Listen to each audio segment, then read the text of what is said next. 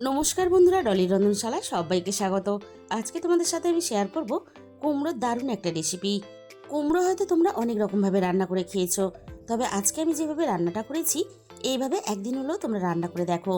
গরম গরম ভাত বা রুটির সাথে দুবেলা একই রান্নাতে সবাই তৃপ্তি করে খাবে।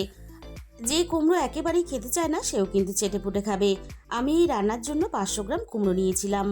পুরো কুমড়োটাকে আমি বেশ বড় বড় টুকরো করে কেটে নিলাম। সমস্ত কুমড়ো আমার কাটা রেডি হয়ে গেছে। এবার আমি কুমড়োটা বেশ ভালোভাবে ধুয়ে নেব। কুমড়োটাকে একটা সাইডে রেখে দিয়ে রান্নাটা আমি যেহেতু চিংড়ি দিয়ে করব, তাই এবার চিংড়িটাকে রান্নার জন্য রেডি করে নেব। আমি এখানে চিংড়ি আগে থেকে ধুয়ে খুব ভালোভাবে পরিষ্কার করে নিয়েছিলাম। এবার আমি চিংড়ির মধ্যে স্বাদ মতো লবণ দিয়ে দিলাম। লবণের সাথেই আমি অল্প একটু হলুদের গুঁড়ো দিয়ে দেব। এবার আমি লবণ আর হলুদ দিয়ে চিংড়িটা ভালোভাবে মেখে নেব। আমি এখানে আমার প্রয়োজন মতো চিংড়িটা ব্যবহার করছি। তোমরা যখন এই রান্নাটা করবে তোমাদের প্রয়োজন মতো চিংড়ির পরিমাণটা বাড়িয়ে বা কমিয়ে নেবে। এবার আমি চিংড়িটাকে একটা সাইডে রেখে দেব। তাহলে চলো রান্নাটা আমি কিভাবে করেছি এবার সেটা দেখে নেওয়া যাক। প্রথমে আমি কড়াইয়ের মধ্যে প্রয়োজন মতো তেল দিয়ে দিলাম।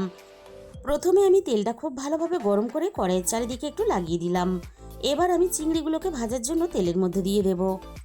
আর চিংড়ি ভাজার জন্য তেল কিন্তু খুব ভালোভাবে ধোঁয়া ওঠা গরম করে নিতে হবে। তা না হলে তেলে দেওয়ার সাথে সাথে চিংড়িগুলো কড়াইয়ের মধ্যে বসে যাবে আর তার জন্য চিংড়িগুলো ভেঙে যেতে পারে। এবার আমি চিংড়িগুলো নাড়াচাড়া করে বেশ ভালোভাবে লালচে করে ভেজে নেব। তবে চিংড়ি কিন্তু আমি খুব বেশি ভাজবো না। চিংড়ি খুব বেশি ভাজলে তাহলে চিংড়ির উপরটা শক্ত হয়ে যাবে আর তার জন্য চিংড়িগুলো খেতে ভালো লাগবে না। মিনিট 5-এর মতো আমি চিংড়িগুলো নাড়াচাড়া করে ভেজে নিয়েছি। চিংড়িগুলো বেশ ভালোভাবে ভাজাও হয়ে গেছে আর বেশ নরমও আছে। ঠিক চিংড়িগুলো এরকম করে ভেজে নিতে হবে। সমস্ত ভাজা চিংড়িগুলো আমি কড়াই থেকে নামিয়ে নিয়ে এবার আমি ওই একই তেলের মধ্যে এই রান্নার জন্য আলুগুলোকে ভেজে নেব। আমি এখানে মাঝারি সাইজের একটা আলু বেশ বড় বড় ডুমো করে কেটে রেখেছিলাম। এবার আমি আলুগুলোকে নাড়াচাড়া করে একটু সময় নিয়ে বেশ ভালোভাবে লালচে করে ভেজে নেব। আর কুমড়ো আলু তরকারির জন্য আলু যদি বেশ ভালোভাবে ভেজে নেওয়া হয় তাহলে কুমড়ো আর আলু সমানভাবে সিদ্ধ হয়ে যাবে। মিনিট 5-এর মতো নাড়াচাড়া করে আলুগুলো আমি বেশ ভালোভাবে ভেজে নিয়েছি। এবারে আমি আলুর সাথে কুমড়োগুলোকে দিয়ে দেব ভাজার জন্য। এবার আমি কুমড়োর সাথে স্বাদ মতো লবণ দিয়ে দেব। এবার আমি লবণ দিয়ে কুমড়ো আর আলু একসাথে নাড়াচাড়া করে কুমড়োগুলো বেশ ভালোভাবে লালচে করে ভেজে নেব। আর তার সাথে সাথে আলুগুলো আরও একটু ভালোভাবে ভেজে নেব। কুমড়ো আর আলু একসাথে নাড়াচাড়া করে বেশ ভালোভাবে ভেজে নিয়েছি। এবার আমি সমস্ত ভাজা আলু আর কুমড়ো কড়াই থেকে নামিয়ে নেব। কড়াইটা একটু পরিষ্কার করে নিয়ে আবারও আমি গ্যাসের মধ্যে বসিয়ে দিয়েছি। আবারও আমি কড়াইয়ের মধ্যে প্রয়োজন মতো তেল দিয়ে দিলাম। তেলটা আবারও খুব ভালোভাবে গরম করে নিয়ে এবার আমি তেলের মধ্যে ফোড়নে দিয়ে দিলাম অল্প একটু পাঁচফোড়ন। আর পাঁচফোড়নের সাথেই আমি ফোড়নে দিয়ে দিলাম একটা শুকনো লঙ্কা কুচি। আর সাথেই আমি এখানে দিয়ে দেব দুটো তেজপাতা কুচি। এবার আমি ফোড়নটাকে নাড়াচাড়া করে কয়েক সেকেন্ড ভেজে নেব, ফোড়ন থেকে সুন্দর একটা মিষ্টি গন্ধ বেরোনো পর্যন্ত। ফোড়ন থেকে সুন্দর মিষ্টি গন্ধ বেরোনোর সাথে সাথে আমি পেঁয়াজ কুচি দিয়ে দিলাম। আমি আগে থেকে একটা মাঝারি সাইজের পেঁয়াজ বেশ পাতলা পাতলা করে কেটে রেখেছিলাম। এবার আমি পেঁয়াজ কুচিটা ভাজার জন্য তেলের মধ্যে দিয়ে দিলাম। এবার আমি পেঁয়াজটাকে নাড়াচাড়া করে বেশ ভালোভাবে একটু লালচে রং ধরা পর্যন্ত ভেজে নেব। তবে এই রান্নার জন্য পেঁয়াজ কিন্তু আমি খুব বেশি একেবারে মুচমুচে করে লালচে করে ভাজবো না, তাহলে পেঁয়াজের মিষ্টি স্বাদটা নষ্ট হয়ে যাবে। পেঁয়াজটা দেখো বেশ একটু নরম করে ভেজে নিয়েছি। আর পেঁয়াজের গায়ে দেখো একটা ভাজার সুন্দর কালার চলে এসেছে। এবার আমি পেঁয়াজের সাথে একটা মাঝারি সাইজের টমেটো কুচি দিয়ে দিলাম। আর সাথেই আমি রান্নার স্বাদ মতো লবণটা দিয়ে দিলাম। এই সময় লবণটা দিলে তাহলে টমেটোটা তাড়াতাড়ি গলে যাবে। এবার আমি টমেটোটা পেঁয়াজের সাথে ভেজে নরম করে নেব। 3-4 মিনিটের মতো নাড়াচাড়া করে আমি পেঁয়াজ আর টমেটো একসাথে ভেজে নিয়েছি। আর টমেটোটা দেখো বেশ আগের থেকে অনেকটাই নরম হয়ে গেছে। বাকিটা রান্না হওয়ার সাথে সাথে নরম হয়ে যাবে। এবার আমি রান্নার প্রয়োজন মতো আদা বাটা দিয়ে দিলাম। এবার আমি টমেটো পেঁয়াজের সাথে আদাটাকে নাড়াচাড়া করে কষিয়ে নেব আদার কাঁচা গন্ধটা চলে যাওয়া পর্যন্ত।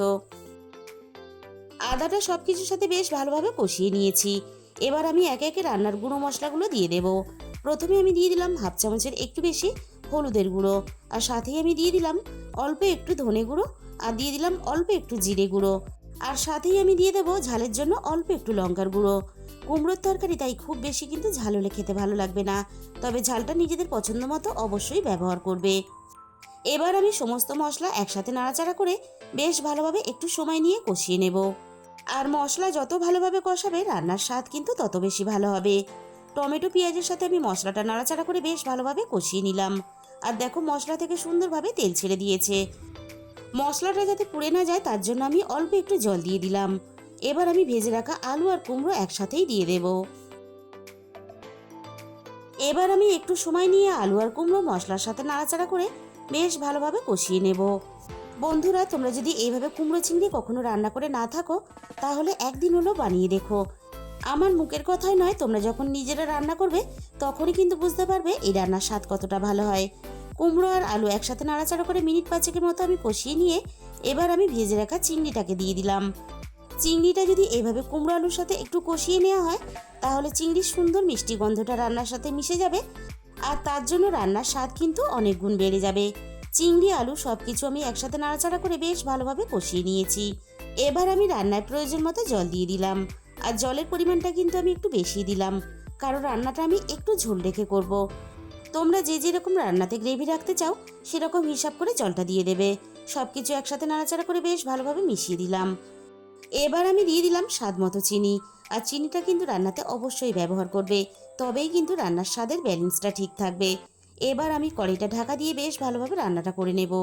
মিনিট 15-20 মতো আমি রান্নাটা বেশ ভালোভাবে করে নিয়েছি। এবার আমি কড়াই থেকে ঢাকাটাকে সরিয়ে নিলাম। এবার আমি রান্নাটা একটু নাড়াচাড়া করে দেখে নেব কুমড়ো আলু ভালোভাবে সিদ্ধ হয়েছে কিনা। আলুও বেশ ভালোভাবে সিদ্ধ হয়ে গেছে, আর দেখেই বুঝতে পারছো কুমড়োটা কতটা সুন্দরভাবে সিদ্ধ হয়েছে। আর রান্নাটা আমি এরকম একটু ঝোল ঢেকেই করব। এবার আমি রান্নার মধ্যে দিয়ে দিলাম 1/2 চামচ গরম মশলার গুঁড়ো। তাহলে বন্ধুরা, আজকের এই রেসিপিটা শেষ পর্যন্ত দেখার পরে তোমাদের যদি ভালো লেগে থাকে ভিডিওতে একটা লাইক করে দিও, আর নিজেদের বন্ধুদের মধ্যে শেয়ার করে দিও। আর যে সমস্ত নতুন বন্ধুরা এখনো পর্যন্ত আমার চ্যানেলটা সাবস্ক্রাইব করোনি, এরকম সহজ ঘরোয়া নতুন রেসিপি পেতে আমার চ্যানেলটা সাবস্ক্রাইব করে আমার পাশে থাকার অনুরোধ রইল। আর তার সাথে সাথে পাশে থাকা বেল আইকনটা ক্লিক করে অল করে দিও, তাহলে আমি যখনই কোনো নতুন রেসিপি আপলোড করব সবার আগে তোমার কাছে পৌঁছে যাবে। আর রেসিপিটা শেষ পর্যন্ত দেখার জন্য তোমাদের সবাইকে অসংখ্য ধন্যবাদ।